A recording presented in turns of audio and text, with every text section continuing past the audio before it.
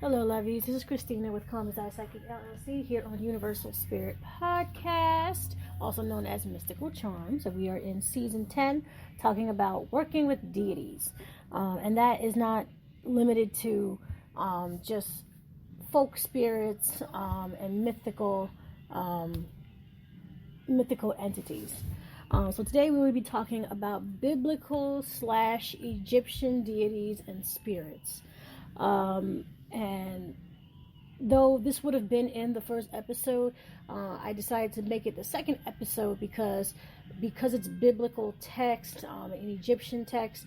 This is more, not more, but it's more popular. Okay, we're going to be talking about Baphomet, Lucifer, Lilith, Horus, Jesus, Solomon, Michael, and Khepri. And if you're unfamiliar with Khepri or Khepri, he is depicted as a masculine energy or masculine god with a scarab face. And he's represented by the rising and moving of the morning sun and is therefore known as the sun god. Also represented the renewal of life. So Khepri or Khepri would be more like a Egyptian earth god. Who controls and is represented by the sun, mostly the sun, and also the moon of the setting of the sun. The binaries of day and night, good and evil, and every type of opposite that is in existence. Now, I have my scarab collection that is in my shop, and this is in honor of the sun god Khepri. And he is mostly depicted as a scarab. And if you guys have seen that 1990s movie, The Mummy, that scarabs have been depicted as like these little evil bugs that come in and kill you. But they really do represent longevity and long life, as per how, the setting and rising of the sun is eternal. So that would be more of what the scarabs would represent. And also the scarab is actually one of the strongest beetles or bugs that you will find in the Middle East. And the reason why also that he's represented by the scarab is because the scarab has one of the toughest, if not the toughest shells that can withstand many storms and very, very strong, very big predators. That represents resilience to evil or resilience to defeat. It could take a year for a scarab to go across the desert, but they're going to make it through because of the fact that they can hide their eyes, from the sun, and they do not succumb to death for a very long time. They can go, I think it's 6 months without even eating.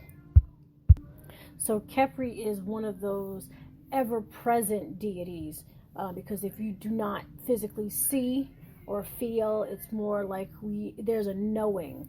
This has to do with intuition.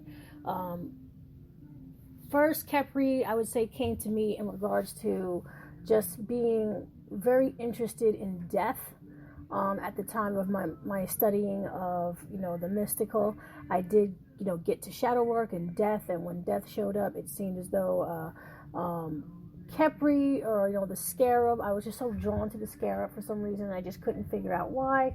And at the time that I was in fact not looking at death as openly as I thought, because my philosophy is death is just another door into another room. However, I never really pieced together what that room could look like. Not only that other world, very similar to the one we currently live in. Right? Just if you're a Stranger Things fan, it's more like it's the world that we live in, but the upside down, right? The opposites. And there is a place that the opposites do exist. And Khepri is one of those guides or one of those links between the living and the dead. Okay? When working with Khepri, I would say of offerings of things that are scarab shaped, or scarab photos or statues.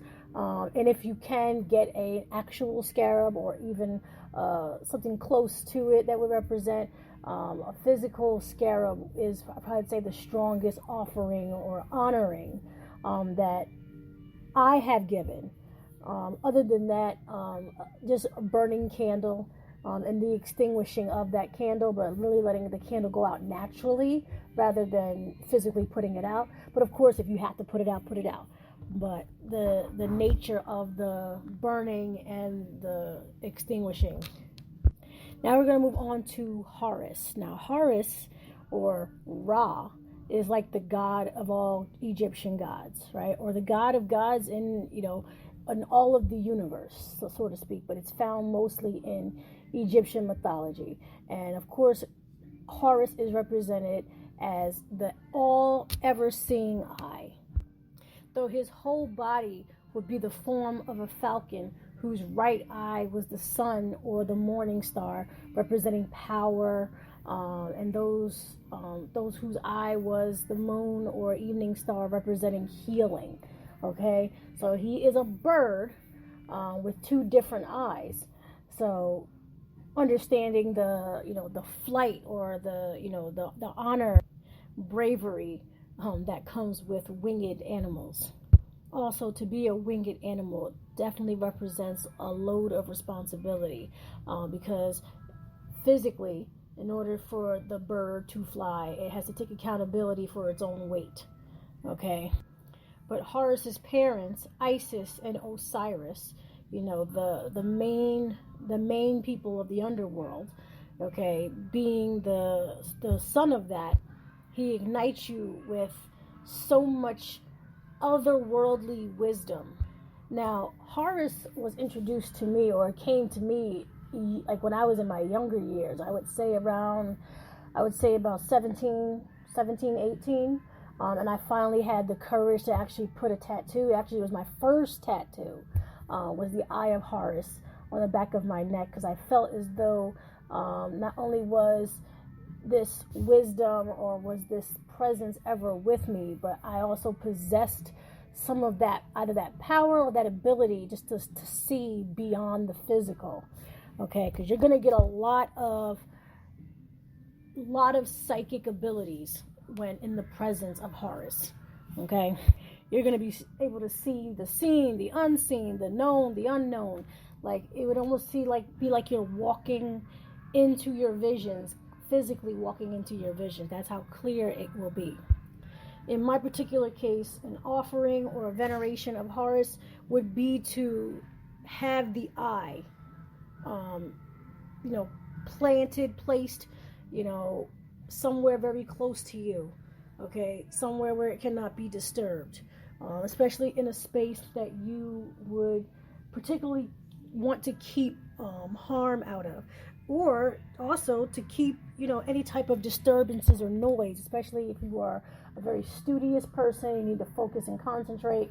And then when it comes to actual doing like physical work, you don't want to be disturbed. It is, well of you to put an Eye of Horus. Even though people use the evil eye, the Eye of Horus has a different type of energy where, like I said, it's the unseen. It'll keep people that might be disturbed, want to disturb you, just completely away from you, to never ever make that mistake.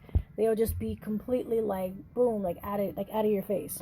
And in my experience, okay, placing an Eye of Horus on your front door, you'll definitely sleep a lot better. Not on your bedroom door. It's got to be a door or something that is outward of your home or outward of your space, because the eye is meant to be seen by those who are wanting to disturb you. I place one, like I said, on the back of my neck. I have an eye in the back of my head, so to speak. So it's kind of like people who are, wanting to do me harm behind me that I cannot see, don't get a chance to get that close to me.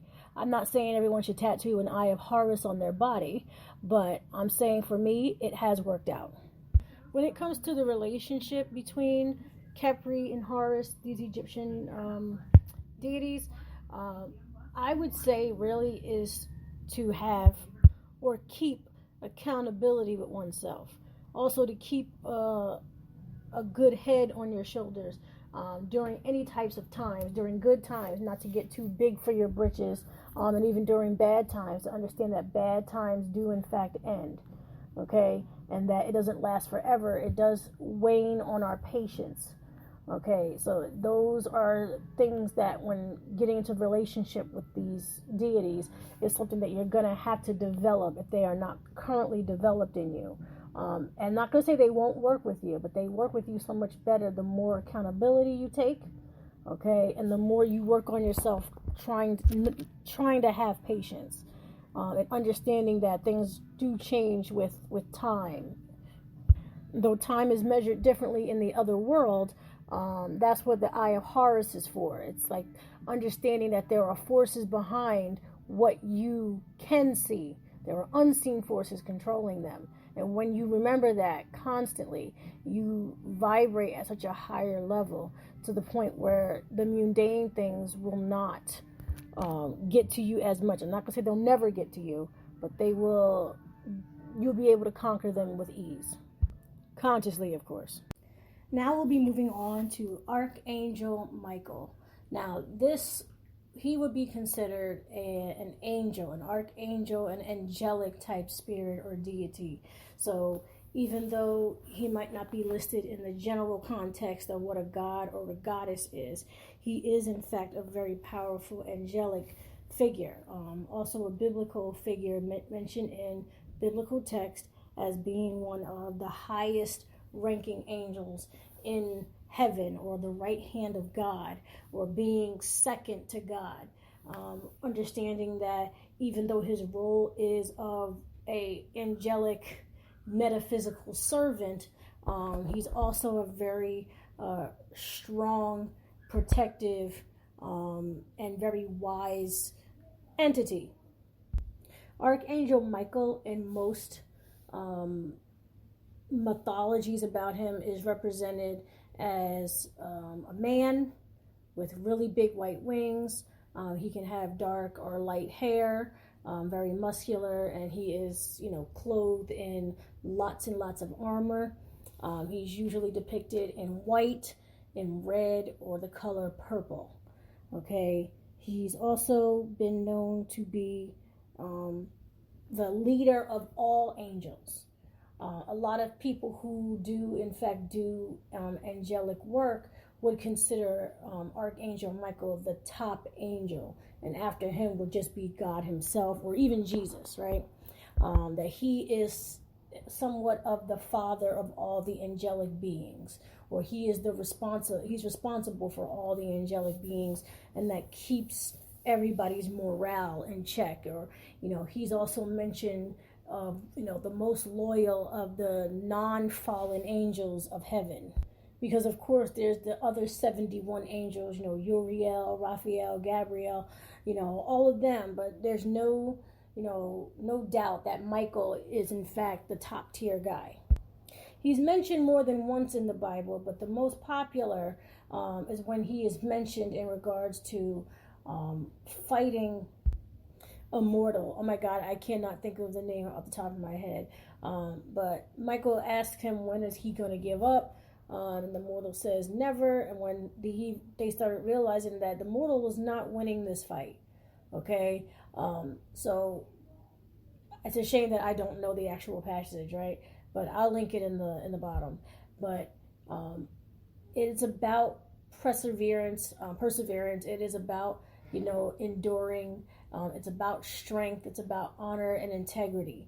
Okay, Michael is a symbol of strength, and not only of physical strength, also of mental and emotional strength. It's kind of like, he is there when you have to do what is needed, even if you have to do the hard thing, or even if you have to do something that is so like long lasting, or long enduring. He is the strength that will get you through it. Now, I grew up as a Christian, and I was taught as a Christian, and Archangel Michael was never really spoken about individually, because I was taught more about God and Jesus and the Holy Trinity. But the whole legion of angels is usually left out when you are speaking about Christianity on a major scale. The angels are mentioned when we're talking about God giving out his commands, okay? But Archangel Michael is a commander of his own fleet of angels. okay? And he is a leader, he is a conqueror, and he is, a very, strategic type energy. So I never really access to his energy, I would say, until I became a mother. And I kind of felt that Archangel Michael within me, that not only can I be a mother physically and physically be a female, but Archangel Michael definitely, kind of gives you this masculine feeling of protection, really just, doing the hard stuff, thinking without emotion, so to speak, having compassion, but not too much compassion where you're messing up your plans. It's really like a dad figure, or really like a husband type figure, and it, like I said, it charges the masculinity in you, right? And after I became a mom, I did, for some reason, just keep having dreams about a big angel that I could assume was Michael, very beautiful, just always giving me a hug and just really telling me everything is going to be okay. But at the same time, you can't just let things happen. You've got to stand up for yourself. You've got to fight, so it really is about that, and that inner integrity, where it's like, if no one else is going to stand up for you, you need to stand up for you. But it's also, he reminds you that there is somebody else to stand up for you as well, but you get yourself up so we can do this thing together, so to speak. So there is a togetherness when it comes to Archangel Michael, and that's how I work with Archangel Michael. Also, wearing purple on Friday is a very Archangel Michael thing to do. Purple represents power, especially if you are in legal troubles. Always recite, the Apostles' Creed. And on Fridays, if you're trying to invoke love, wear light pink, or wear red if you're more drawn to the color red. But I mean, I like pink better, and I invoke Archangel Michael, especially when I feel like my love life is not very strong. I call upon him, or I'll do those little things on Friday to invoke that energy to revive what I think might be dead, because angel energy is an eternal energy. It never dies. It's really about tapping into it rather than always being transactional. It's really just the idea of finding your inner strength on a day-to-day. Next, we're going to talk about King Solomon.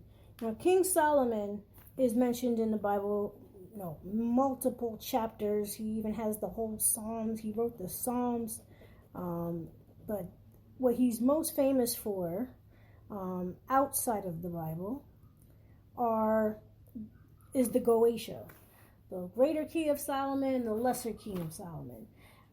He was a man back in the biblical days, thousands of years ago. He was a great king. He was a magician, and he is most famous for summoning all of the demons, like all 72 demons that we know today, individually.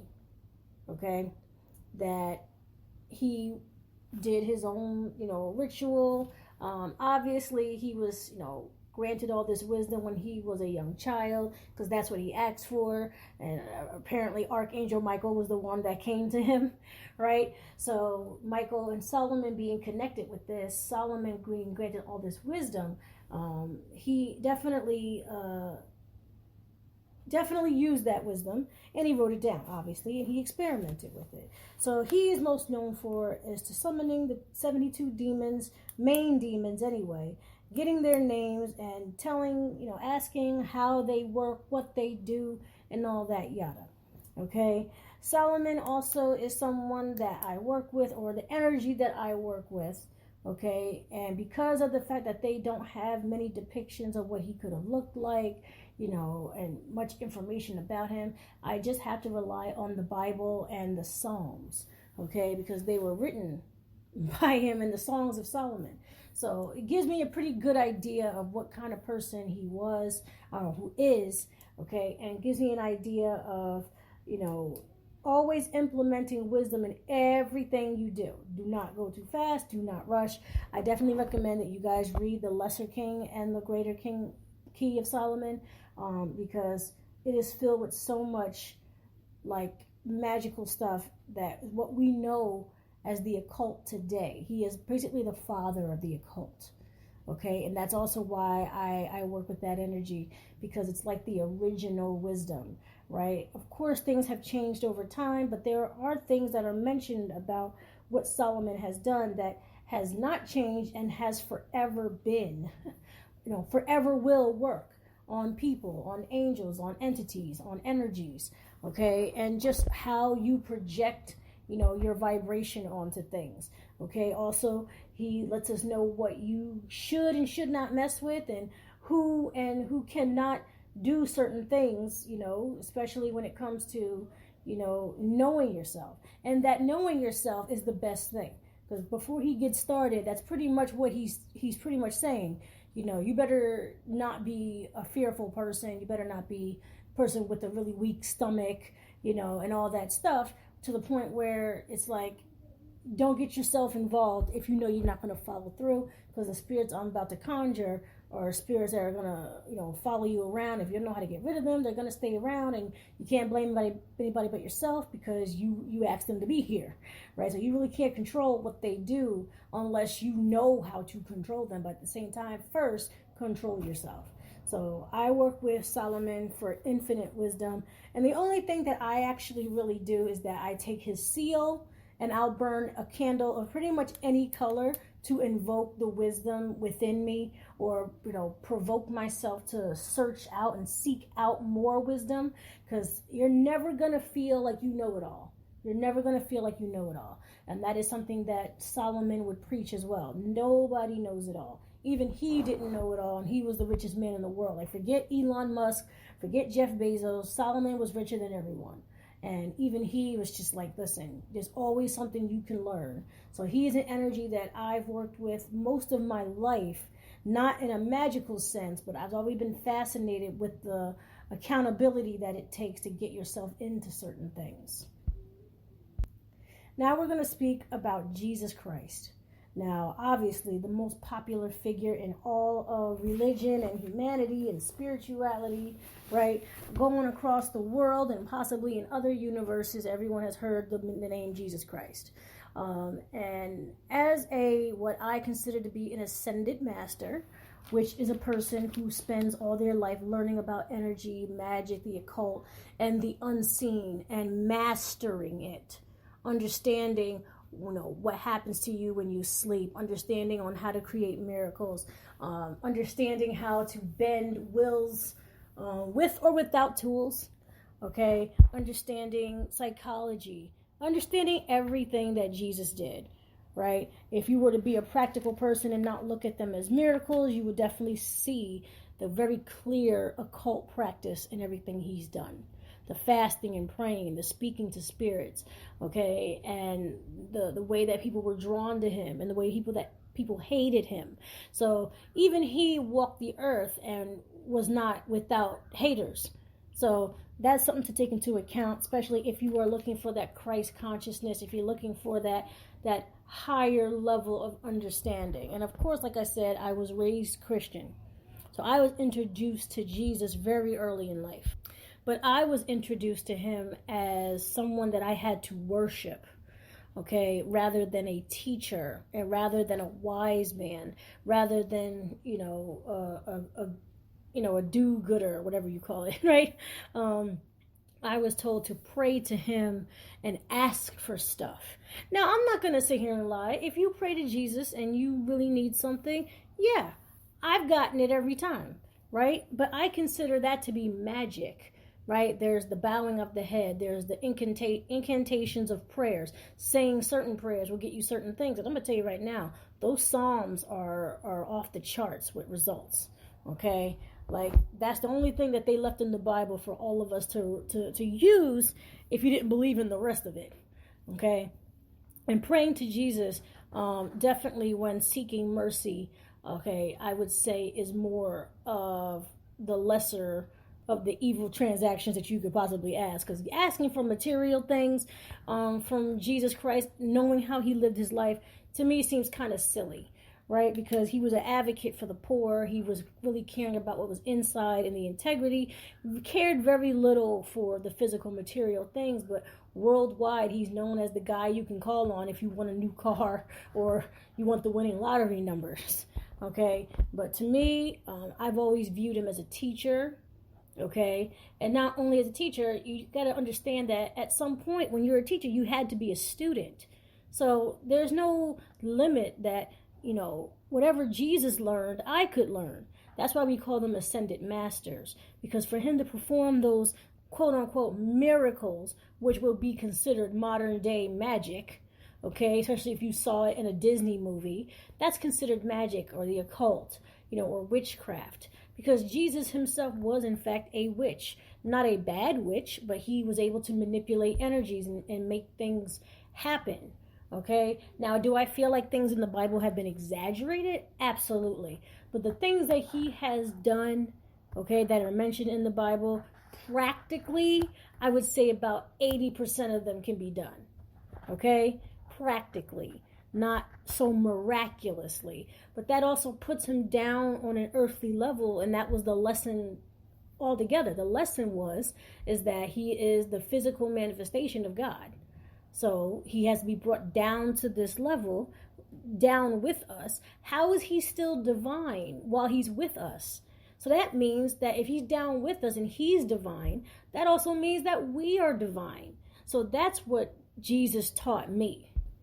And the sacrifices that were made in order to teach this, the really brutal stuff that he went through, that to me I consider that to be love. Now, Jesus might not know me personally, or at least when he walked around, he didn't know me personally, but I can connect with the spirit of Jesus, absolutely. And not just for material gain, just for love in general, just for as an ear to listen, just a shoulder to cry on, and just a reassuring force that even though you're going through something, there's still a divine force within you. Okay, that's the reassurance that I get with Jesus. Now, I work with Jesus in particular, where I cheat a little bit, because he did give us the secret about how if two or more are gathered, you are there in their presence. So I work with Jesus by praying, okay, and to acknowledge that if anyone happens to be praying at the exact same time for the exact same thing, that I will join those prayers. And that's how I work with Jesus. And it really has nothing to do with getting physical objects. It really is to just, help me find my strength again. Help me figure this out. Help me have the motivation. Help me get out of this depression. Banish this depression for me. Okay, or help me with that. Not say that you're going to do all the work, but help me, assist me, please, in order to do this. Okay? I will burn candles in an image that I believe what Jesus looked like. Okay, and I will pray my own prayers from my heart, and I will sometimes pray the Psalms, and that's how I work with Jesus, and that's how I kind of navigate that energy, understanding that my time too will come to be in that Christ consciousness. Not only that, but also, experience that eternal love, so I can also give that eternal love, that non-judgmental, unconditional love. Okay, that's why I'm not religious. I look at Jesus as a completely different thing than what religion sees him as. I don't worship the energy, okay, but I do acknowledge the energy, and I do honor the energy, which is big difference. All right, so now we're going to dive into the darker side of biblical entities. Okay, but however, I do work with these entities, so if you were a big fan of me and had expectations of me, you might as well keep scrolling or delete, whatever. You now know this about me. Okay, but we're going to start off light, but we're going to move into the deep dark. Okay, so we're going to start off with Lilith. Okay, and I have products dedicated to Lilith on my website, okay, and I am a forever, devotee, only because I know for a fact that there is a Lilith inside of me. So Lilith is Adam's first wife that was made from the same dirt that he was made from. So that's Lilith that they don't talk about in the creation story because of the fact that Lilith did not submit to Adam. And they did not want her part of any type of biblical lore because they didn't want any trace of any type of defiance coming from a female or anything feminine. Okay? They were supposed to have sex, and she said, you get on the bottom. And he's like, no, you get on the bottom. And she's like, I'm not submitting to you because we're equal. And he was like, no. And she was like, okay, then we ain't doing it. And then she left. Okay. She was like, okay, well, forget you and all this stuff. All right. And Adam was like, yeah, but like, I need somebody to have sex with. And he goes back to God and just like, can you get her back or whatever? And, you know, God sends messengers and sends himself to go get her back and convince her to come back to the garden or whichever. And her defiance, and in her defiance, she never returns. She pretty much gives him the middle finger and just like, no, until he realizes that we're equal. Because the truth is, no tea, no shade. She wasn't trying to cause any problems. Her thing was just that there's no reason anywhere for me to submit to something that I am equal to. So, of course, not only is she banished from the Garden of Eden, but she's banished from all Christian mythology on the whole. Okay? On the entire whole, she is not involved, like barely spoken of, and then she's spoken of to be a demon. And that now she's on the side of the devil. Right? Now she's just evil because she went against God. Okay? Technically, she didn't go against God. Okay? Technically, she went against Adam. All right, so let's just get that out of the way. But then she, supposedly she grew wings, to fly, because she realized that she herself was divine, and she manifested, all of her abilities, because she knew that she was equal. She knew she was created by God immediately, and just started using the God force inside of her to do what it is she wanted to do. And that's something that Adam lacked. He lacked the God force knowledge, or at least the God force, consciousness, and remained in the garden and remained naked and remained human-like. Well, now Lilith is off, and she is, she's divine now. She's goddess-like, okay? And she's mentioned later in King Solomon's Goetia, as just a head. She's the head of jealousy, and she kills babies, and stuff like that. And she doesn't want to see a single, Adam's child to live because, apparently she's jealous. But I don't think it's jealousy, from how I work with Lilith. It just seems as though she feeds on the weak. They're the ones that were not taught about the real story, and that, that this entity is out there. Like, a lot of people who are aware of Lilith don't seem to have those issues, right? It's kind of like they know she's out there, so it's kind of like we're not gonna fall for her tricks, or we're not gonna fall for her anger, right? She's not angry against me because I know about my divine. Okay, it's the ones that don't know about their divine that would fall victim to whatever it is she's trying to do. Supposedly, she unalives babies. While they're sleeping, okay? And that's something that has been, spiritually and occultically recorded for thousands of years, that it's the same spirit, and it's the spirit of Lilith doing it, okay? Why? To be honest, I don't want to ever find out. I have researched a lot of things, but it's not anything I'm going to say on here. But how I work with Lilith is that I remember who I am, regardless of me being female, regardless of me being, even if I am classified as less than a man, that I am not, that I am divine and just as equal. Because what happens later in the creation story, God has to then put Adam to sleep, take one of his ribs out, and create Eve. Now, Eve is considered lesser than Adam because she is from his rib and not necessarily from God. So now she's technically a lesser human. Now, that's in the Christian context, if you were to look at it that way. Okay? I don't think women are lesser than men. I believe that creation story was a creation of its own. But for some reason, Lilith has been consistent way before the Bible was created.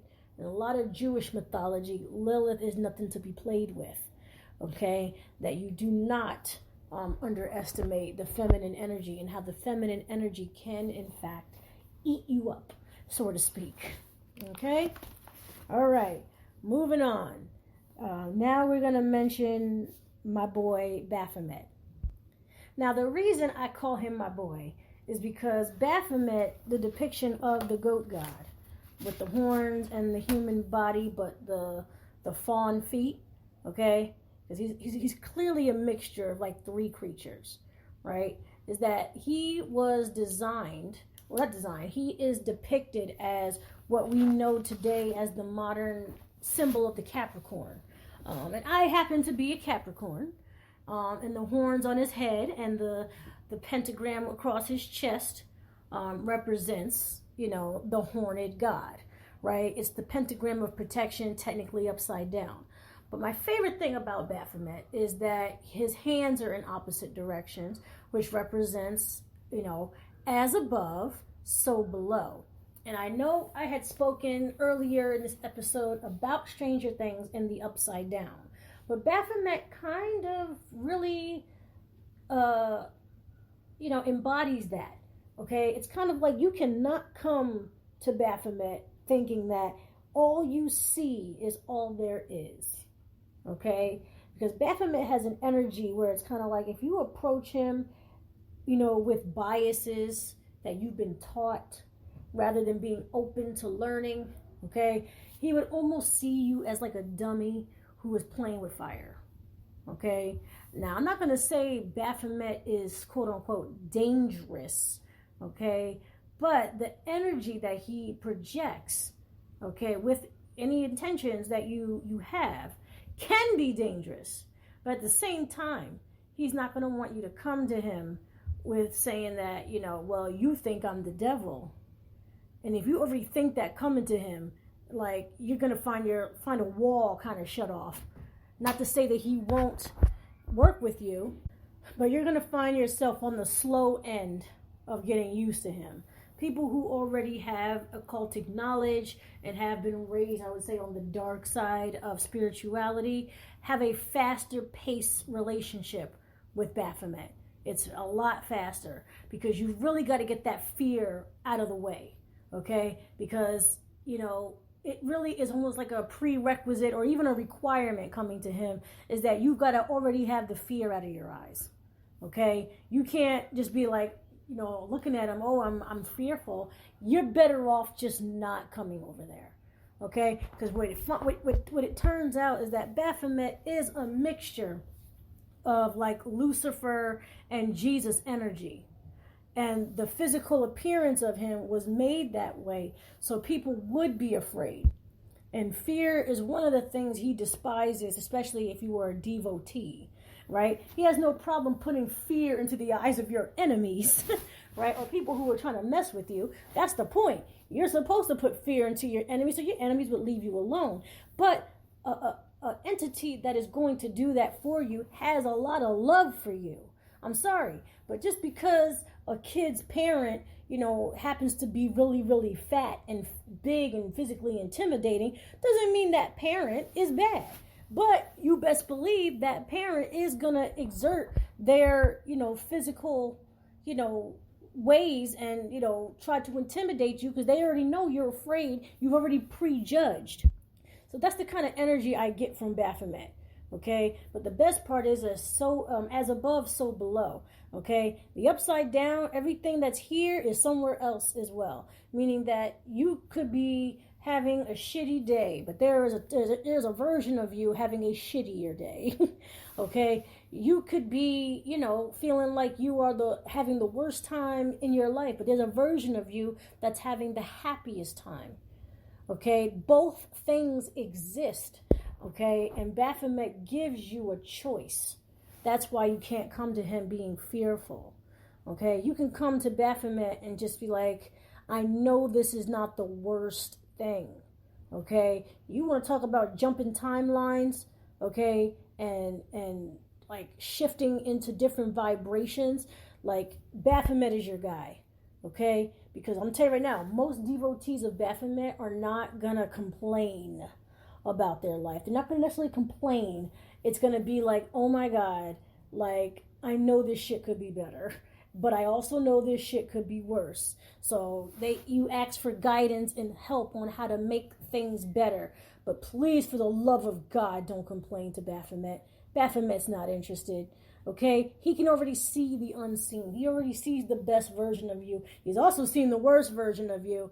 And complaining is kind of like sending you there like in a broken, fallen elevator. So if you want to do that, by all means, complain to him. Okay? But at the same time, you're going to end up, fucking up yourself. And it had nothing to do with him. You be doing it to yourself. Because that's the amplified energy that it'll give you.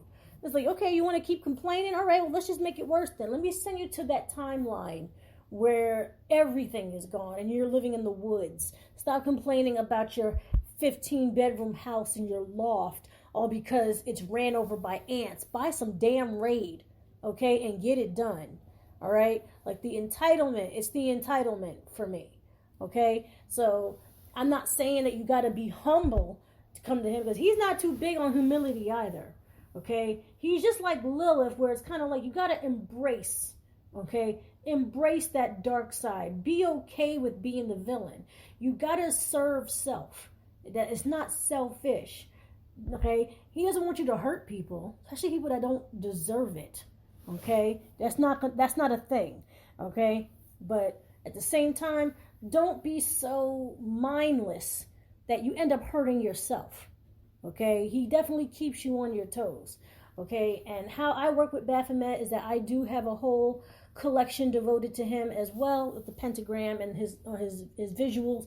I also have a physical Baphomet candle. It's like a baby Baphomet candle because getting the adult one and the arms just always keep breaking off. So I got the baby one, so it just would stop breaking off.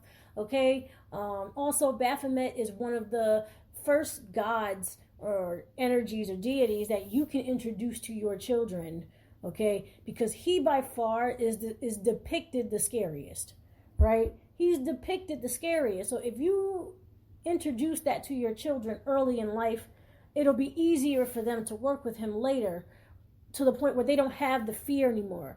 And he doesn't like the ignorance of what people have already said about him, okay? And I'm going to tell you right now, being a Capricorn, I can definitely feel that. Because people assume a lot of things about Capricorn because the image of us has been bastardized, okay? And we are just as good, we're good, just as good as we are evil, okay? Evil does not come without a cause, and neither does our goodness. We are not automatically good to people, and we are not automatically bad to people. So think about that the next time you think about working with Baphomet. Don't think of him as the revenge god. Now, he can... okay, but don't you be in the wrong at the same damn time because Capricorn represents karma. And the last thing you want to do is be chased by an entity that you are afraid of, that you didn't know how to work with, okay, and really can't blame for making your life worse when all he did was amplify the energy you brought to him. So it keeps you, to be accountable. So in my words, Baphomet, very mindful, very demure, okay? That's the kind of energy you need to bring. Very responsible, very cutesy. Last but not least, we were talking about Lucifer. All right, so I had to, slide you into the dark side because there was a dark side to everything that I do. There's a light side, okay? And not everyone is love and light. And unfortunately, I could not be all light. None of us are all light. So whatever you've heard about Lucifer in the Bible, please throw that out right now. Okay? Lucifer means the morning star. Lucifer has been around before the Bible. Okay? The idea of Lucifer falling from heaven, he's the one that caused all the chaos. Twisted. The whole story is twisted. Not necessarily causing chaos, but have you ever been at a job where you were doing the most and you were treated unfairly? Okay? It's kind of like that. And then you quit, you put in your 2 weeks notice, and then all the employees that, followed you or believed in you or was thinking the same thing, they quit too. It's kind of like that. Lucifer just put in his 2-week notice to a situation that wasn't fair. And there's no proof that it was God. There's no proof that it was God himself. Okay? Because I'm going to tell you right now, there's nothing wrong with putting in a 2 weeks notice. All right? So I just want to get that out of the way. Because the Bible has taught you that he's the angel in heaven. He was the angel of music, which he is. The most beautiful angel. And he started a mutiny in heaven because he wanted to be the boss. Now, that's possible, right? Because Lucifer represents the ego. Okay? Wanting to be in charge rather than being a worker. And Capricorn, we definitely know what that's about. Okay? However, the story has been painted in many different ways, like I said before, the Bible. And one story about Lucifer is that he was like, let's blow this popsicle stand. I'm never going to be the boss up here. That he didn't actually create a mutiny. He was just like, listen, if y'all want to work for me instead of that guy, come follow me. And he sends himself and his angels down to earth. Okay? And they build a practical earth and took whatever resources were there and created dominion over those things and created their own rules. Okay? And what was their rules? Serving self. Okay? Serving self. There is no proof that you need to worship Lucifer. Lucifer is about liberation. Okay? About being your authentic self. Lucifer was in the Garden of Eden telling Eve that if you eat that apple, you're going to be just like God. So you might as well eat it. And didn't she eat it? And didn't she know stuff after that? So did he lie? Did he lie? Okay? So to me, I don't see the evil that I've been fed. Because like I said, I grew up Christian. And I've been taught all my life that he's bad.